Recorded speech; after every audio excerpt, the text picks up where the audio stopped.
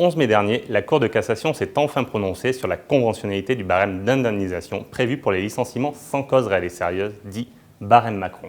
Laura, pourrais-tu nous dire en quoi consiste ce barème ? L'ordonnance du 24 septembre 2017 a créé un barème encadrant les indemnités octroyées par le juge en cas de licenciement injustifié.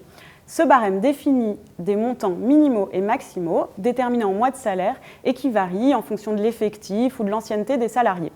Par exemple, dans une entreprise de plus de 11 salariés, un salarié qui a 3 ans d'ancienneté peut obtenir au maximum 4 mois de salaire en cas de licenciement jugé abusif.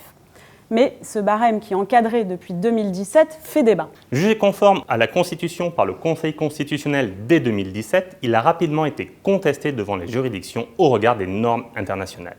Il était soutenu que son application devait être écartée car il ne permettait pas une réparation adéquate ou appropriée au sens de l'article 24 de la Charte sociale européenne et de l'article 10 de la Convention numéro 158 de l'OIT. Oui, et le 17 juillet 2019, la Cour de cassation avait estimé que le barème était compatible avec l'article 10 de la Convention numéro 158 de l'OIT. Mais cependant, cet avis de la Cour de cassation ne lie pas les juges du fond. Mais du coup, en pratique, la question qu'on peut se poser, c'est est-ce que les juridictions du fond appliquent ou pas ce barème ? Oui, il est globalement suivi par les juridictions, bien que certaines continuent à l'écarter, d'où l'intérêt porté à la décision de la Cour de cassation du 11 mai dernier. Dans cet arrêt, la Cour l'estime conforme au droit international.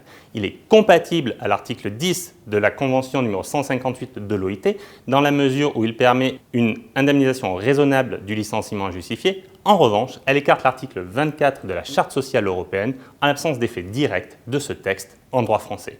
Cette décision clôt donc, une bonne fois pour toutes, espérons-le Laura, le débat sur la conventionnalité du barème. Oui, ce qui est vrai, c'est que les juridictions encore réticentes devront se plier à la décision de la Cour de cassation et donc appliquer le barème.